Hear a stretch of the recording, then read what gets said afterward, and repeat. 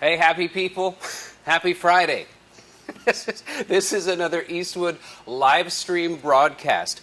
Eastwood has the tools and equipment to do the job right, and that's exactly what we're going to show you how to do today when it comes to rust.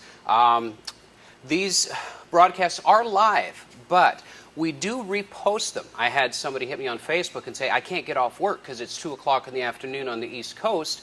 Can I watch this at a later time? The answer is yes. If you're not watching this live with us right now, we will post this on the Eastwood YouTube channel, and you'll be able to watch this in perpetuity.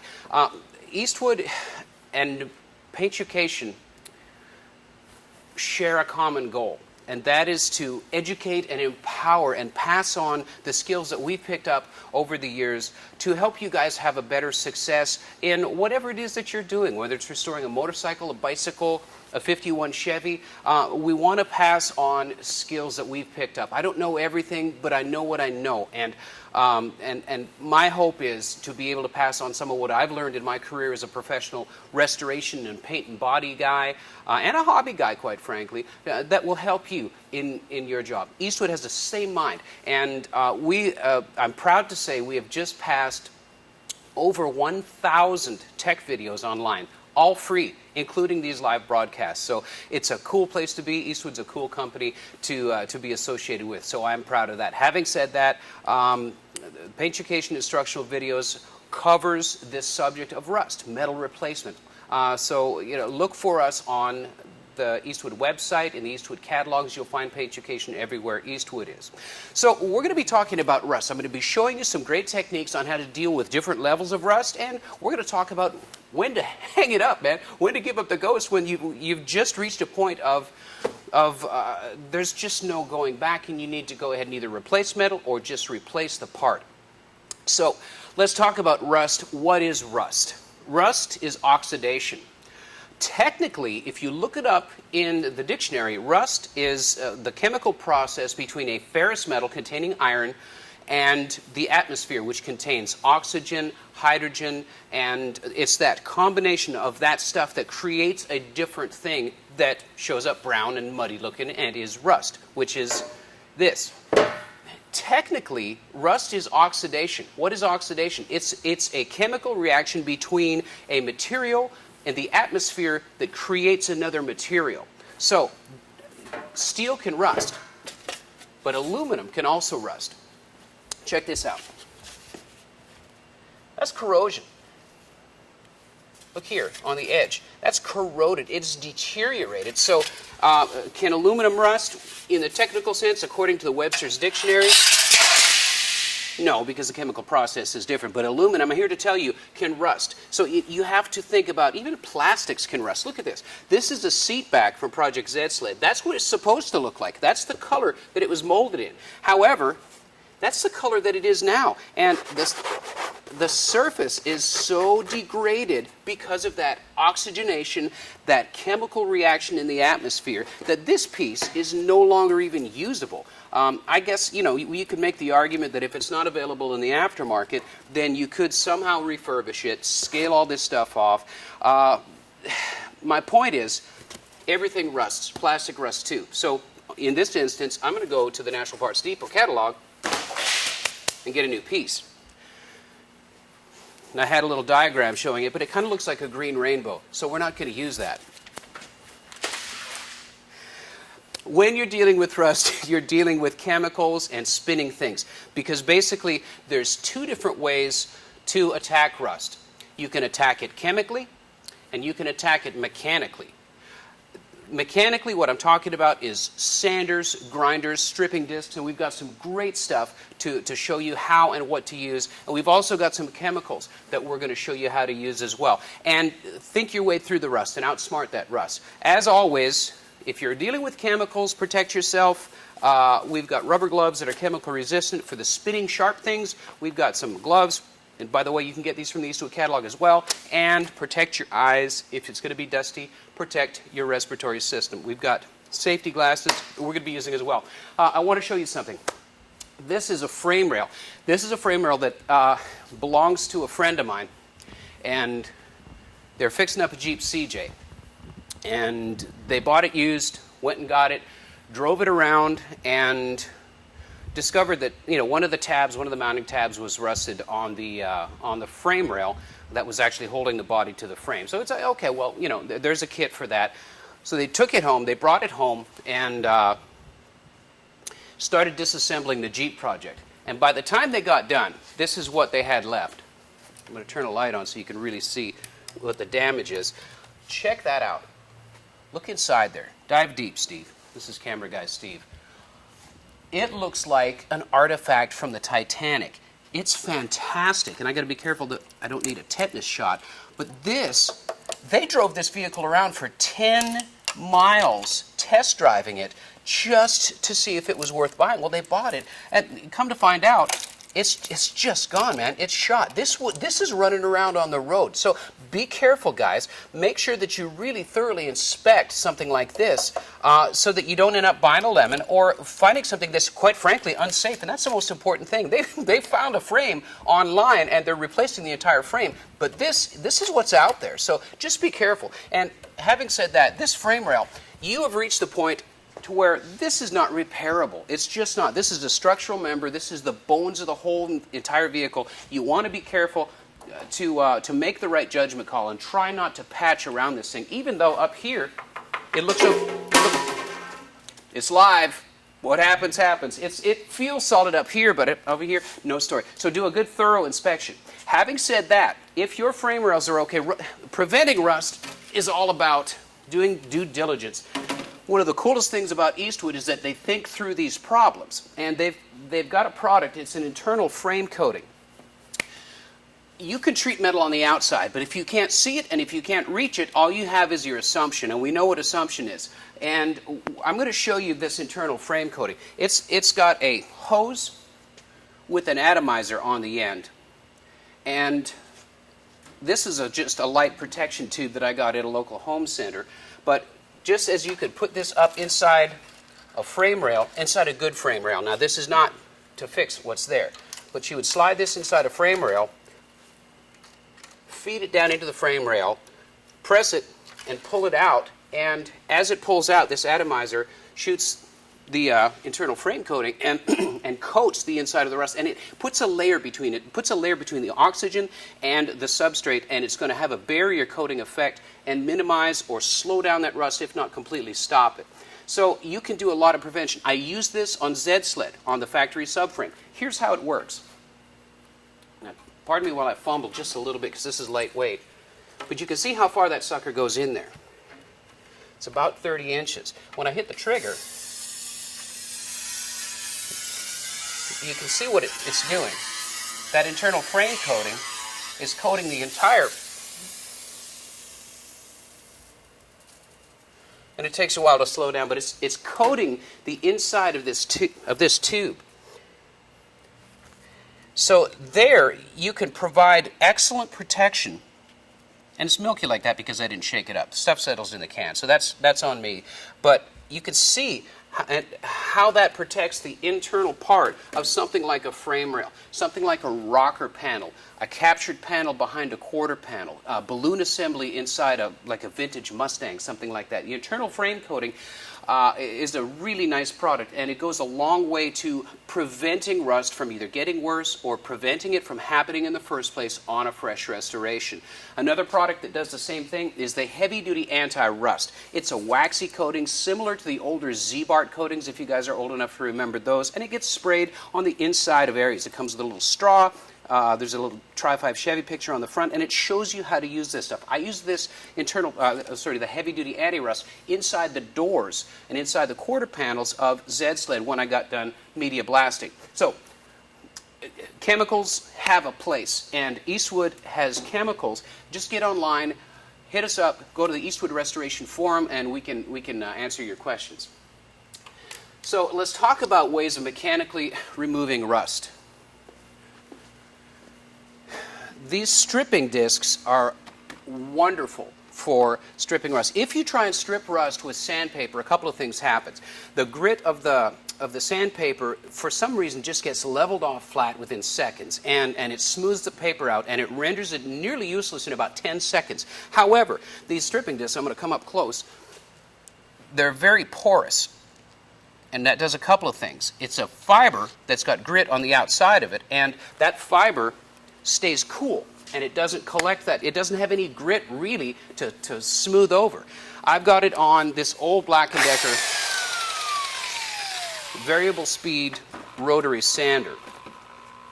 It's got a typical 5/8 arbor. You've got a small size as well as the larger size, and they work fantastic. Another great way to eliminate rust without burning out a piece of sandpaper are these finger wheels. These bristle discs is what they're called. You've got them in the twist lock attachment form, as well as one with an arbor on it that you can put on top of your variable speed machine tool. And I say variable speed because the ones that aren't, they typically lock in at about $8,000, about 8,000 RPM, and you don't want to have any of these pieces coming off. Never mind if you've got safety glasses on or gloves on, these little pieces can come off if the RPM is excessive. There's ratings on here, but slow is better. Slow doesn't build up heat. The other way is just good old-fashioned manual wire brushing, and this is a very effective way of scaling rust.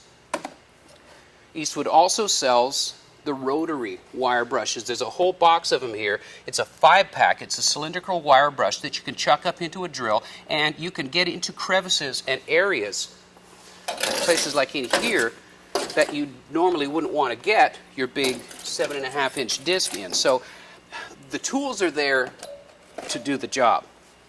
Which brings, okay, here's another one. Here's another version of the fiber wheel. This is on a disc, and it's chucked up into my cordless drill. And it's the same thing. It's the same material. It lasts 40 forevers, and it does a very nice job of eliminating the rust, of scaling it off and exposing as much good metal as possible. This is a 1951 Chevrolet cab, and it is a prime example of what happens to a vehicle. Here is original paint. This is not original paint. You can tell it's not original paint because of the awesome job that they did of masking. This is actually rubber underneath there. We've got painted moldings. It's a different color. So somebody has tried in vain to cover up corrosion, rust, oxidation, whatever, and it just doesn't work very well.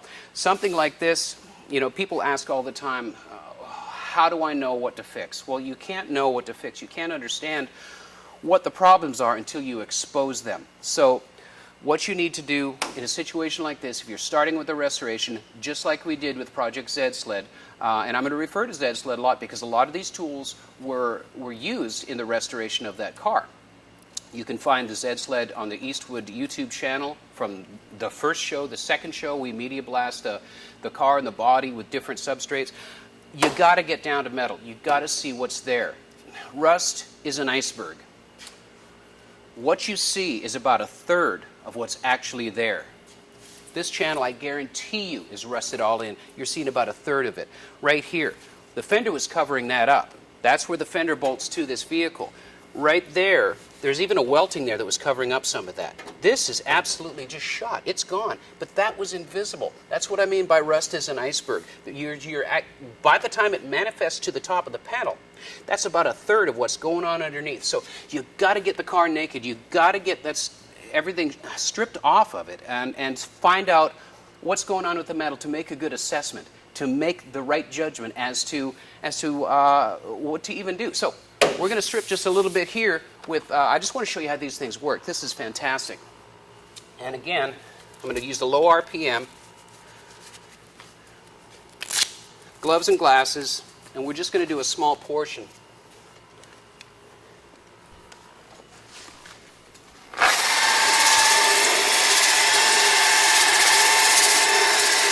And I'm providing almost no pressure. I'm just letting the weight of the tool strip this stuff off.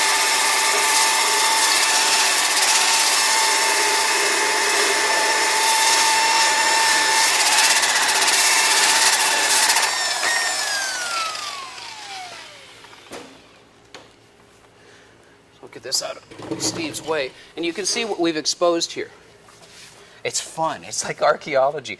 Here's your steel substrate. There's the factory primer. There's our green paint, just like the green paint on the cowling. And we've got, looks like a black primer and then yellow paint on top of that. So this tells us a lot. This tells us that it's not a whole lot of paint that's on top of the original paint. And it took about 10 to 15 seconds to expose that. You multiply that times the size of the cab. Yes, there's a time investment. However, this stuff is getting the job done quick. And it's a very effective way of, in fact, getting rid of all of that crusty rust. Now, will our big 7.5-inch wheel work inside these areas? Well, if you try and do that, sometimes you're going to ruin the edges. And this thing is flat out worn out, and the edges take the heat. See how that's rounded over? The area in the middle, this is still very effective, but I've ruined the edge on this. So what I'm going to do now is trade from that to my fiber wheel on my electric drill.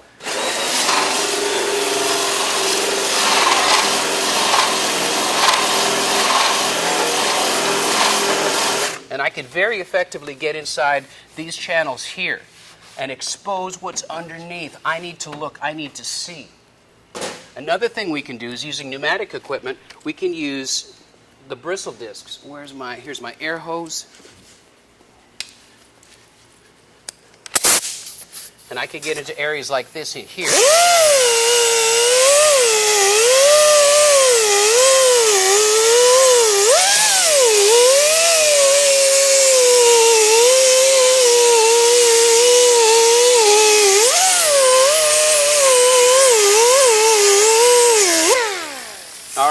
This works very well for getting into that area. Two things I want you to notice. There's some heavy-duty sanding scratches here, and this area right here is almost polished. I can tell a huge difference in the way it feels.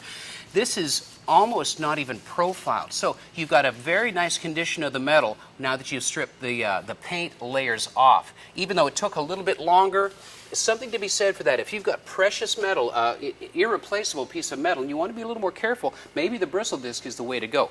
Having said that, I've seen guys strip a vehicle with an angle grinder and a rock. And that doesn't end well because you profile the metal. What do I mean by profiling the metal? You put aggressive marks into it.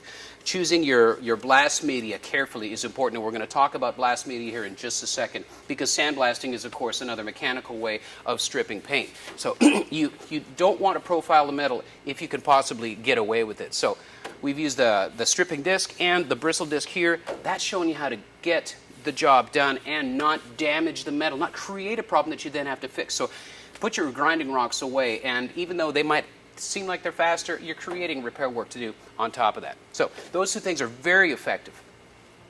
For cleanup, this is another way to get that metal very, very clean. And this is the beauty of the twist lock.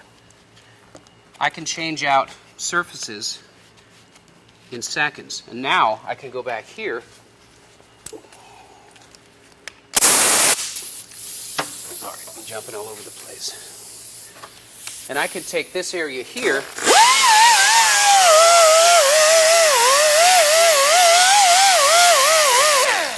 and in seconds I've got a very nice surface. I've really reduced those sanding scratches, and I've set that out for whatever coatings I need and made it look almost like that. So different tools in the toolbox.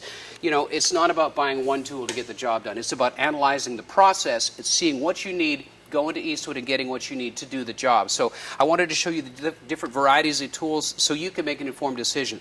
This is a wire wheel that fits onto the variable speed rotary sander.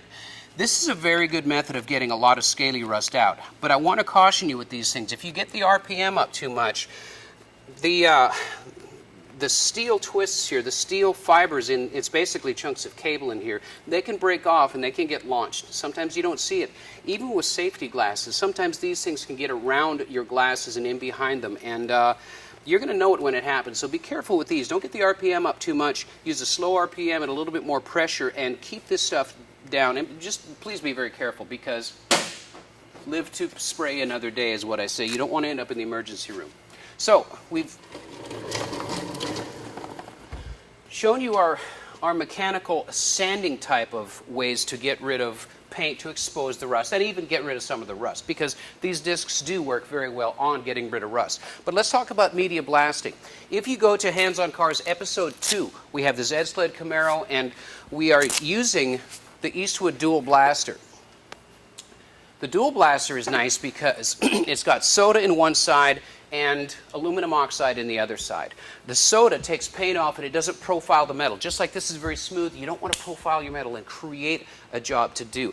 You want to leave it as smooth as possible and get rid of the paint, make your assessment, and then do your repair. So we've got soda in one side, aluminum oxide in the other side. Soda won't take rust out. It won't do it. So the dual blaster is nice because you've got a switch valve here on the trigger to where you can switch or blend. You can switch to the aluminum oxide, get rid of the rust, cut it off, switch back to soda, and then you can still continue on and effectively blast your project. So another great alternative. If it's a giant job, this is going to take you a little while. It's a small nozzle, relatively speaking, and it turns into a pretty large job. However, the thing about doing it yourself is not just empowering yourself that you've actually done the job. It's about having total control over what it is that you're doing. And if you farm it out to somebody, okay, I want to tell the story. A friend of mine and I that worked in a body shop one time, we were gonna fix up bicycles that we got at a dig store and give them to Toys for Tots for Christmas. And we did it on 2 different bicycles. And then there was one with a real crusty paint job. So we took it to this guy, and he was sandblasting dump truck beds with Black Beauty. It's a obsidian, very coarse, very coarse media. So he was going to blast a bicycle frame. He knew what we were doing. He did it for free. So he throws this bicycle frame on the ground, blasts it. He warped the bicycle frame with this blast media. I'm not kidding, people. He warped the bicycle frame. It was bent on the big giant seat bar. I'm not making this up. So that showed me the power of using the wrong media for the right reason. And you want to be careful when you select that. So farming it out, sometimes you don't know what media that they use. If you can possibly, put the time investment in, it's just better to have that control. Having said that, I've farmed out blast jobs when I trust the guy. So that process is out there as well. So it's about what type of currency you're spending, whether you're spending money to have it done by somebody else or whether you're spending time to do it yourself. You just have to kind of make that decision based on what you find when you strip the metal down. So, by the way, I've got my Bluetooth headpiece in and Matt's on the other end. When we're close to being done what my presentation is going to be, we're going to field questions from you guys. We've got people queued up that have questions about their own personal rust repair projects, and we're going to do our best to answer you with an informed way. Matt's on the other end. He's very technically savvy, great metal worker, great welder, and he's going to, if I don't know the answer, somebody at Eastwood does. So we're going to help you, as always, answer your questions and help you get through your projects. So that's why I'm wearing my earpiece.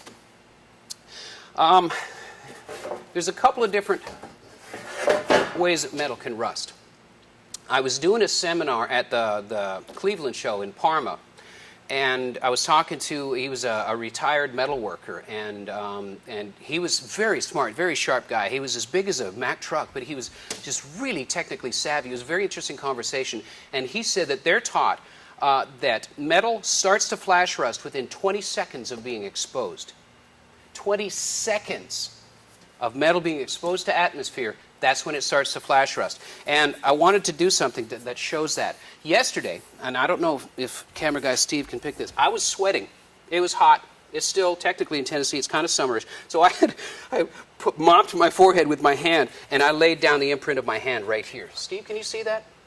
I'm looking in the monitor. I want to make sure that we can. Okay, yeah, you can see it. I'm looking at it. Okay, that's not from just now. You can see that very clearly. I'm going to hold it like that. I want you to look at that because I have acidic skin. I have oily skin, and I used to play guitar, and I rust guitar strings very quickly. A lot of people have a high pH value in their sweat, and I happen to be one of those people. I'm toxic. But look what it's doing. You can see a clear impression of my handprint on that steel. And I swear all I did was touch my forehead, get my hand wet, and do one of those because I knew that's what's going to happen because I have had the misfortune of that coming back through my work, and it breaks your heart. It absolutely breaks your heart. So we want you to never have this come through a paint job or underneath filler and bubble your filler, bubble your repair. So I want to drive the point home. 20 seconds, corrosion starts. So, having said that, Eastwood has a wonderful product. It's called Fast Etch. Now, Fast Etch, You can brush it on, you can soak it. It is a, it's a rust converter. It's a mild acid that converts rust to a zinc phosphate on a microscopic level. So with the Fast Etch, and I'm going to show you on this panel because it's going to be a pretty striking demo. Fast Etch is a really nice way to prep your metal before you start wet coatings. And I'm going to put my glasses on because this is an acid, and I've got my gloves on, and I've got my Fast Etch. This is just a demo on how effective this coating is. Now you can, there's a really good example on the website of somebody just rubbing it in with a rag. I like to go one extra mile. Use a red scuffing pad and kind of help it along. The way this product works is you need to let it sit on the surface for about 30 minutes wet. So I'm going to let it sit wet. I'm going to give it another spritz. It stays wet by itself for a long time. If you lose track of time or if you're trying to multitask like me, here's a tip. Use one of these guys. This is just an egg timer. You get these at the dollar store. Guess how much they cost? You can put your timer out, and you can set the time. And, 30 minutes of keeping your surface wet, you can eyeball it. I'm not really even, So your Fast Etch sets up the surface on a microscopic level. And since I'm impatient and we're pressed for time here, I'm going to accelerate the process. And technically, one of the guys in R&D at Eastwood said that Fast Etch has sort of done what it's going to do in just a few seconds.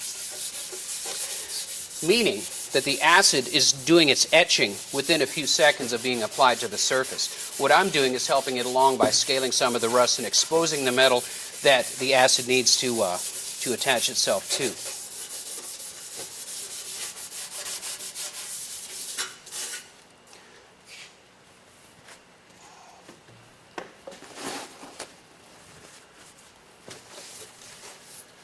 And you can see pretty quickly what the difference is. And I don't mean to be a ShamWow guy or anything like that, but look at that. That's amazing. Seconds later, now I'm prepped. This is an excellent prep for priming. It's an anti-spatter for welding. And you can see it looks like brand new metal again. We're not done here. After Fast Etch, you've got to do one of two things. You have to wipe it down with some sort of a solvent. Pre-painting prep in the aerosol can is a very nice solution for this. What you want to do, soak it with the pre, make sure that it's completely saturated.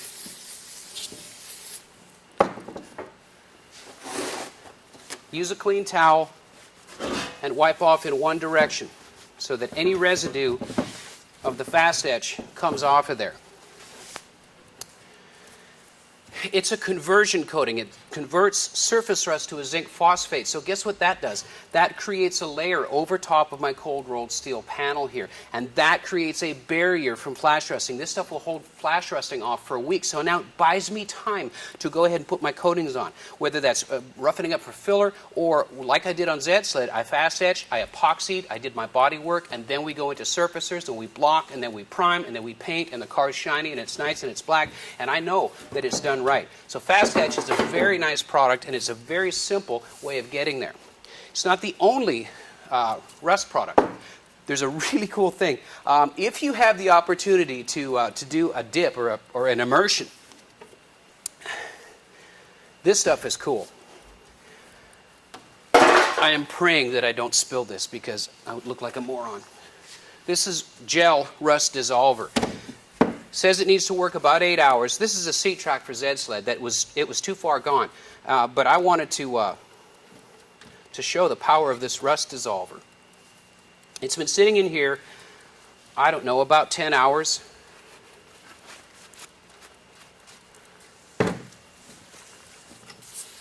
And again, at the risk of being dog and pony show ShamWow guy, the rust is gone and the good metal is there. It's just, I'm going to show the camera. It's a nice way of getting rid of the rust. And it doesn't just color the rust. It doesn't cover it up. It completely removes it and eliminates it. It's a nice product. If you don't have a tank big enough rust dissolver to immerse your product or your part, or you're dealing with larger parts, here's another way to use rust dissolver. This control arm is completely rusted. Another thing about the rust dissolver is it needs rust. It needs rust to convert. So we've got a completely rusty part here, and I've got my rust dissolver here, and I'm slathering it on like I'm finger painting in the 3rd grade. And I want a nice fat gooey layer of this stuff on here.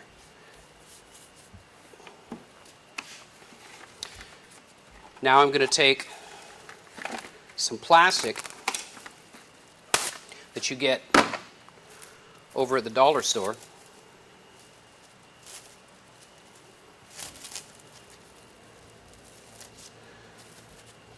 And I'm just laying it on top. You don't want to seal it in tight. You want to have enough of an air layer in there for the oxygenating effect to work. You don't want to seal it in. But what it's going to do is keep that stuff from outgassing. It's going to keep it wet for a long time. If you can't dip your parts, you could use a rust dissolver like this, and it works very, very well. So we're going to slide this over here. I'm making a mess, Steve. I'll get rid of my handprint. Excuse me. So, I want to talk about rust encapsulators. We've got rust dissolvers, rust converters, rust encapsulators, rust products. How do you know what to use? Well, there's a couple of different ways you can tell what to use. I'm going to bring you back over here. A rust dissolver or a rust converter needs rust on, they call it uneven surfaces or mismatched surfaces where there's paint or there's clean metal beside rust. Like this knuckle right here. There's still some factory paint there, and there's exposed rust here. And this is an uneven surface. It's not 100% rust. So you can get by with the rust encapsulator here, but the rust converter, well, it needs to be 100% rusty. You can use it, but it doesn't do anything really against these painted surfaces here. An encapsulator does a good job of converting and hiding and starving, and that's where an encapsulator comes in handy. However, here is either the rust dissolver or a rust converter, because this thing is 100% rusty. The entire piece is rusty. So that's the difference in the encapsulators and the converters. The converters need 100% rust, and the encapsulators can be used over mixed surfaces. The rust encapsulator needs to go over top of a surface that's prepped. What I mean by prepped is by using a wire brush or some kind of mechanical device to scale the rust. You've got to get rid of that loose scale on the top of it and then expose what's underneath. You don't want that barrier on there. You want as much of the rust exposed as possible. And a wire brush does a great job of that. After you've scaled the rust with a wire brush, you can use a pre-painting prep or an acetone or wash thinner, whatever you've got hanging around in your shop. Even some of the brake cleaning sprays are pretty good for that because it's a strong aggressive solvent. It's not as cost effective. Pre is very inexpensive to use, and it lasts a long time. So I want to urge you to do that. It's a milder solvent than the brake cleans as well. And what you end up with there, this is the recipe right here. This is scaled rust. We moved over to the scaled rust and used a rust converter, and you can see it's changed the color. It changed the rust to black. It's converted it to a zinc phosphate, I think, is a chemical. But anyways, it converts it black. Once you've left it 24 hours, then we've gone to a rust encapsulator. And it's the semi-gloss rust encapsulator. It looks really nice. It's got a nice satin sheen to it, and for all intents and purposes, on a driver, on something that's not a full-blown restoration, that's a nice finish. So Bob's your uncle, you're kind of done. However, look a little closer. You can see that the surface is not perfect. The surface has picked up the lumps of rust. So is it a perfect way to finish? It's very effective. We've got rust, converted rust, and everything covered up with encapsulator. That's a nice process there. And on a frame, on a driver, that's a nice way to go. So what if you want to do better? What if you want to sand and prime and top coat with other different top coats. You can use the encapsulator as a base for that. Once it's dried and cured, you can scuff it, you can use your primer surfacers, and you can layer that up and body work it and treat it like an exterior panel. I did the subframe on Project Z-Sled like that. And we blasted it, seam welded it, filled it with fiberglass, used high build contour products, the polyester primer surfacer with 2K on top of that, epoxy, base coat, flat clear, and it looks like it's dipped. It's a beautiful job. I'm very proud of it.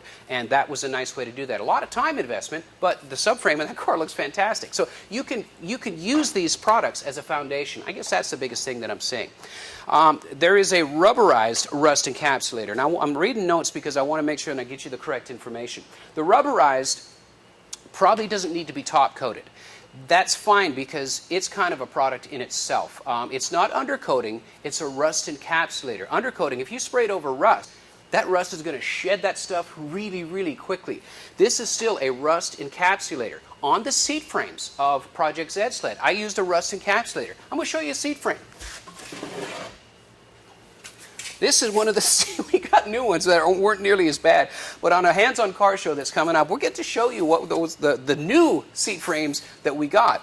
And I used the rubberized encapsulator on these, because it kind of takes a little bit of abuse. It's got a soft finish like an undercoat, but it's not an undercoat. But anyway, where I also use the rubberized rust encapsulator is underneath the wheel arches of Z-Sled. I used a bed liner in the back wheel arches, but inside the wheel houses in the front, it's a separate panel, and I used the rubberized encapsulator. Part of the reason is because it's got a nice satin finish. The other part of the reason is because it's got some give. When you have rocks and stones, debris being thrown up by your wheels, it's almost a rubbery, well, it's a rubberized. It's a deflective surface, so it's going to absorb that energy. It's got a nice textured appearance. So because we have a black vehicle, I could have even gone to the extent of using this as a rock guard on the rocker panels, on the frame rails. This could have been a very effective coating on the bottom of the car. It's a nice look, it's very consistent, it's repeatable, it's repairable, and it's a finish coating in and of itself, as well as having the ability to encapsulate the rust. That means starve it of oxygen. That means arrest the rust. Is there a 100% guarantee that rust will never ever come back? No, Neil Young was right. Rust never sleeps. The only way to get rid of rust is to cut it out completely, or etch it out completely, or chemically dissolve it, and then convert it, and then build on top of that. But if you try and bury it and cover it up, it's probably going to come back. But the rubberized rust encapsulator is a really nice product, and it's going to buy you some time and be a very effective coating, especially if you've done your proper homework in prepping underneath. These coatings, the rubberized is available. You can brush it on, roll it on, you can spray it on. It's in aerosol, as well as the other encapsulators. There's a variety of different products. Please go to eastwood.com. There's a search bar in the upper left. You can search these products. The other point that I want to make, just like I was talking about, the recipe that we used to prep and beautify the subframe on Project Z-Sled, I used professional equipment. I used high solids materials. I sprayed it in a paint booth. It was a long process. The subframe is probably 8 feet long, 7 feet long, and it weighs about 145 pounds if my memories serves me right from guys talking about it. It's a big, heavy piece of gear. So because of the size and because of the weight of it and because of just it was so awkward, I used professional equipment. If you're in a situation to where you've got something like that you want to really do a nice job of, and it's a smaller part, an intake manifold, a piece of a suspension component, something small, a motorcycle tank, a motorcycle frame, something smaller. Eastwood has some really interesting products, and you can think outside the box, and you can get rid of the heavy-duty equipment. Now, having said that, I've used what I'm going to talk to you about on larger pieces, and the cans go a long way. So let's just say we've prepped our piece of a frame rail here, our suspension component. We've converted the rust, and we've used a rust encapsulator. I'm satisfied that this is cured. I followed the instructions. It's 24 to 48 hours. I've scuffed it up, and now what I've got is my 2K Aero Spray. Now this has nothing to do with rust, but I want you to think about this in a way that can possibly really benefit you. 2K Aero Spray is a catalyzed rattle can. It's professional products in a rattle can. There's a bladder on the bottom that you puncture. It releases the hardener into the actual can. And there's a bunch of different things. This is a high build primer surfacer, and it's even black in color. And I've used this on some rather expensive restorations, and it's what it is. It's a professional product in a rattle can. So what I'm saying is that you could take this, and we showed you that this is a little bit of a lumpy surface. So now you could throw 3 or 4 fat coats of the 2K Aero Spray high build on that, let it cure out, block it, get it so smooth that you could eat off of it, and then you can come back with 2K Aero Spray, either with a chassis black, with your choice of base coats, and then clear coat it. It gives you options. So my point is, you can take your suspension component and you can get a Concours 100-point beautiful job, restoration quality job, using rattle cans and using Eastwood rust conversion coatings and rust encapsulators. It's a really nice option to have, to where you don't have to break out your professional paint guns. You don't have to have the time investment. Let's face it, if you're breaking out a spray gun, by the time you have material in that gun, you've burnt half hour, 45 minutes mixing, checking your P sheets out, and making sure that you know, all your equipment is set up properly. You've got the right air delivery, your air scrubbed, all the kind of. Never mind the equipment investment, the time investment is substantial. And then once you've done spraying, after you've waited, you've got to clean everything up. And with these guys, I don't know. To me, it just simplifies it, and it allows you. Our slogan is "Do the job right." It allows you to do the job right in a very controlled environment on a smaller scale. Let's face it, most of us are doing this nights and weekends. And to break out all the equipment, sometimes you can burn a half a day, even getting ready for a project. And then all of a sudden, it's 9 o'clock. Your family's wondering where the heck you are, and you just missed Susie's dance recital again because you had to clean your paint gun out. So anyway, 2K Aero Spray is a great solution that you could build off of your rust repair. So, having gone down that rabbit hole, I want to talk about preserving or prevention of rust. Making sure it doesn't happen in the first place. The internal frame coating that we showed you over there on the clear tube is a beautiful tool. It's a beautiful way to coat the inside of that frame rail, of that rocker panel, Oh, I'm getting a call. Is that you, Matt? Okay. Yeah, so the internal frame coating is a way to do that. There's another couple of products that really aren't in the rust repair. They're kind of in the welding department. After weld. Spray it on the same way you would spray Fast Etch. It kind of does the same thing. It phosphatizes the coating. It gets rid of that nasty scrub on the heat-affected zone that can rust really quickly. And it's a surface prep. It preps for welding. It's a very nice prep for primers. And it's actually in the welding department. It's after weld. Really nice thing to think about. Read the instructions on exactly how to use it. The other thing is something that I've used for years and years as a professional repair technician as well as a hobby guy is it's a self-etching weld-through primer. After you've done your welds, weld-through primer, or welding panels that are captured, like a pinch weld or a door skin, spray it on both sides, then weld. It's a zinc primer. As it cools, the zinc cools and travels into the weld pool, and it does a very nice job of preventing rust from happening, preventing that corrosion. And I talked about the heavy-duty anti-rust before. It's kind of like a waxy coating that quite literally starves the substrate of the oxygenating effect. It stops that magic zone of destruction from happening.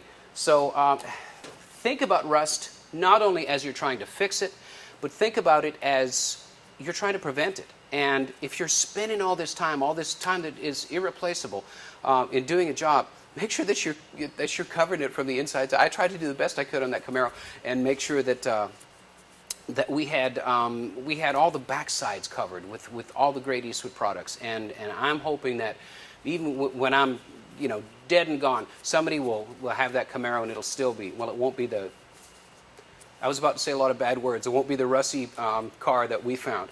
But here's another way to think about rust. And we've got some questions because Matt's on the other line. I want you to come over here. There's another way to think about rust. Rust is not always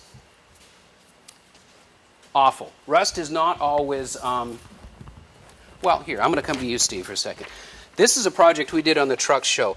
It was Project Class 6. We had the inline 6-cylinder engine, and never mind me, look at the grill. We did an experiment with Steve Tracy in advanced plating. Part of the chrome plating process is copper.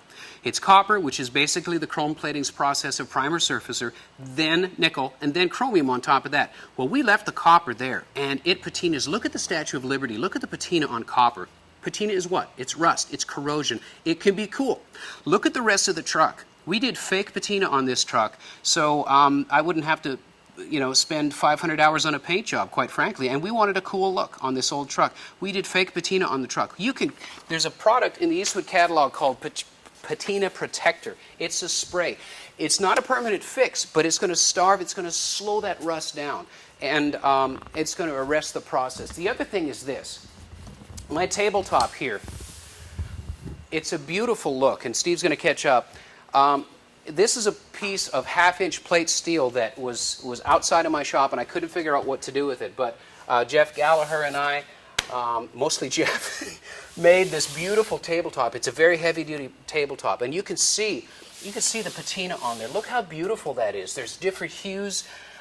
It's a different surface. It looks like the moon over here, and it's this cool. I used Fast Etch on this. I used about a quart of it on there. I kept it wet for about 30 minutes, scrubbed it in with my scuffing pad, and then I hosed it all down with an acetone afterwards, and it's not going to move. It's half-inch plate steel. This thing, you could build a house on it. This could be a chassis table. But my point is, it just looks cool.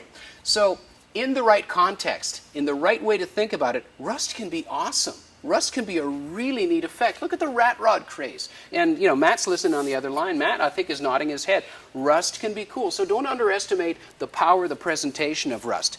Always keep your projects safe. Always replace rusty frame components. But, think outside the box sometimes. And rust can actually be kind of a cool coating. So I'm hoping that we got some questions, Matt.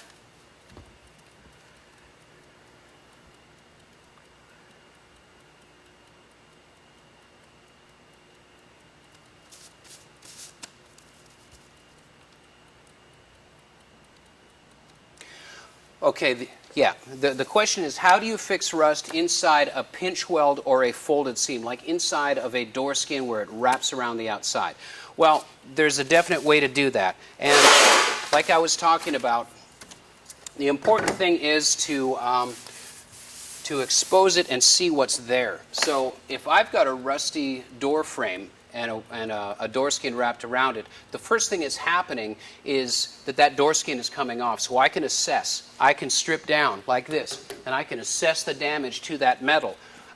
Because there's no magic bullet, folks. There's stuff that you can put in there, the conversion coatings, you can put in there and hope, but there's nothing like knowing. So pull that door skin off. If it's rusty on the inside, chances are it's rusty on the back side of that door skin. So think about the iceberg. Think about the 1/3 of the rust that you can actually see compared to the 2/3 that's there. So the other instance of that is in a quarter panel. You got a quarter, it's bubbling through a little bit on the back side of the wheelhouse, and you think you can just patch. Well, guess what else is rusted? Your drop-off panel in your trunk. Your outer wheelhouse is rusted, and probably rusted on the top side of that quarter panel. So the answer to that is expose it so you can see it, and then patch what needs to be there. In the body panel replacement video, we run into the situation. I put a real tail panel on a 70 Mustang, and it just never stopped. We kept finding stuff. Well, what do? You just fix it. So having said that, the weld through gray primer is a really nice way to stop that from happening again. The conversion coatings, the rust encapsulator, on a door skin you don't weld it all the way around, at least most people don't. So you could use the rust encapsulators on the back sides of your panels, and your door skin that you replace is probably going to be E-coated, electrodeposition primer, and you wrap it around and tack the corners, and that's your prevention. So it may not have answered the question the way you wanted to hear it, but the truth is, you've got to get rid of the rust and then keep it from happening again. The heavy-duty anti-rust, squirted down in between a pinch weld, will really do a nice job, but you don't know how far it's going to creep. So my answer to that is pull it apart, see what's there. If it's worth fixing right. So I hope that answers your question.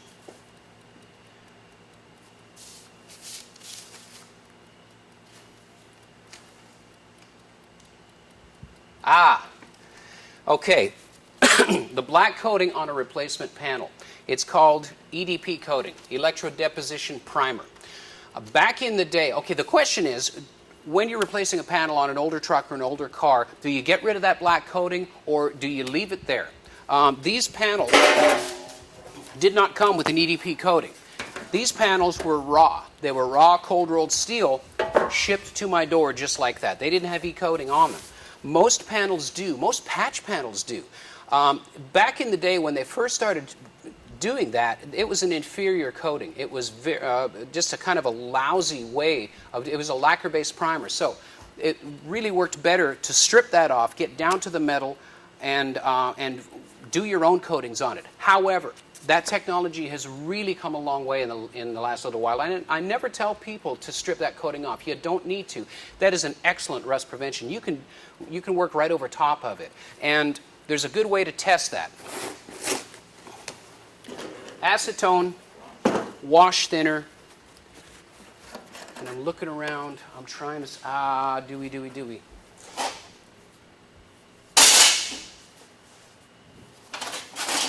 Okay, right. This is a perfect example. This is E-coating. This is EDP coating. Here's a way to test if your E-coat is worth working over top of. A harsh solvent, I've got acetone, it's a strong solvent, wash thinner, brake cleaner. I'm scrubbing 5, 6, 7, 8, 9, 10 seconds. I've got 0 coming up on my rag. If this coating is inferior, if it needs to be stripped off of there, I'm going to see it on my rag. This is electrode deposited primer. It is very strong, and it is a bond, and it is a clear barrier between your substrate and the oxygen in the atmosphere. So you don't need to do it if it passes the solvent test.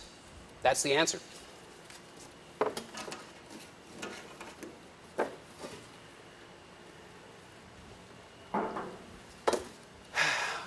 Matt, do you know what he means by that? The question is, how far into clean metal should I cut to remove the rust? I think I know what you mean by that. Let's look on our poor, forlorn Chevy pickup. What he's asking is, how far into the metal, into this metal, should I cut before I start replacing that metal? Well, if you can see the backside, that's great. Sometimes you can't, and I understand that. So what I always typically do, and this is rusty and bubbled right there, what I always typically do is give it about 2/3. My 2/3 rule, rust is an iceberg. 1/3 of it is exposed, 2/3 of it is hidden. So I'm going to go here. Let's just, okay, I've stopped being bubbled rust by about 1 inch out. So I'm going to go another 2 inches just to make sure. And I'm going to cut that piece out, and I'm going to give it a long, hard look. And if I see rust past where I've cut, then I'm still cutting and I'm still replacing. And if I need to replace that whole panel, that's great. But typically, use the 2/3 method. 1/3 of the exposed rust, cut 2/3 past that, and that should be a good ratio. So I hope that answers that question. That's the way I think about that, if I'm not replacing the whole panel. So, okay.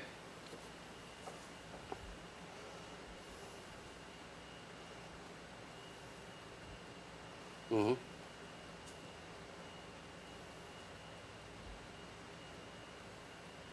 Okay, the question is, when doing a flanged panel replacement, should you flange on the original panel or should you flange on the patch? This is a great question. And it's going to be the last question that we answer, and now I'm ready for my Fast Etch to come up. It's kind of a complicated answer. And if I'm sectioning a panel, there's a couple of different things that they did from the original factories that people think they're style lines. People think that they're there for aesthetics. The truth is, these style lines, these folds, these ridges on the top of the fender, the peaked door in the middle of Z-sled, the peak that goes front to rear, the whole car.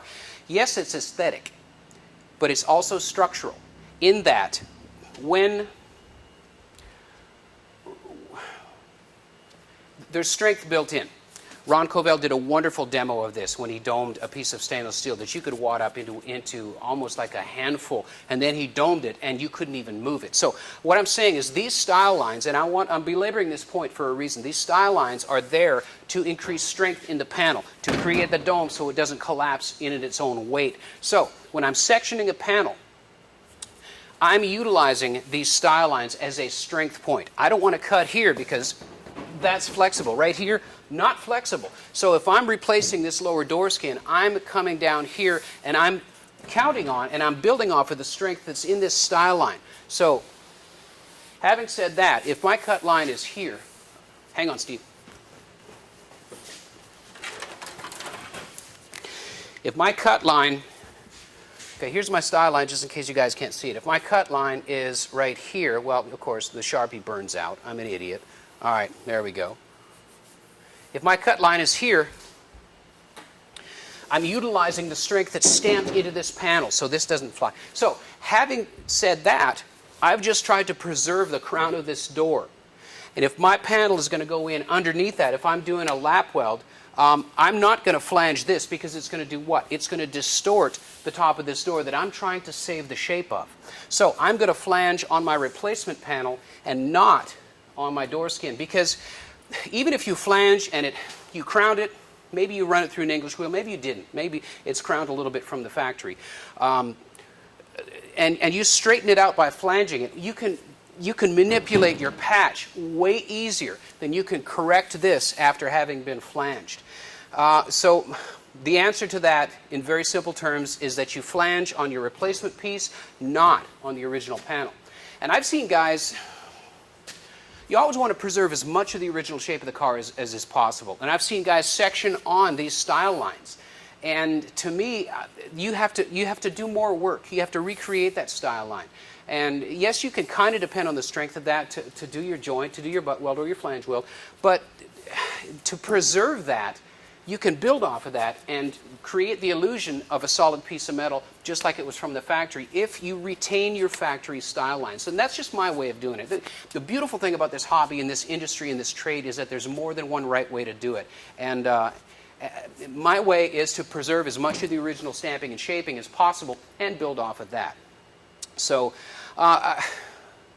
I think that, I know we didn't cover every aspect of rust repair, but I hope we showed you some really great techniques and tools and products to battle the ongoing battle of rust. Rust never sleeps, and you can almost hear it ticking at night if you shut the lights off in your shop. I certainly could on Zed's sled, but you know, we're the stewards of these vehicles. It's our job to preserve them and keep them here as long as we possibly can so they can then be enjoyed by generations of other people. And along the way, we get to put our own sense of style on them. So it's a beautiful thing to be a part of. So like I said, we always tell you guys, do the job right. But do the job right with Eastwood and with Paintucation and with the resources that are out there. Go to our YouTube channel. Go to Eastwood videos on YouTube. Go to the website. We've got the restoration. There's all kinds of information out there. And not even just with Eastwood. There's all kinds of great information out there on the web for you guys to soak up and absorb. There's nothing that takes the place of good old-fashioned experience and mistakes, but we want to help you get a little bit farther ahead. So we hope we've done that. Hope we've showed you some great products and ways to use them.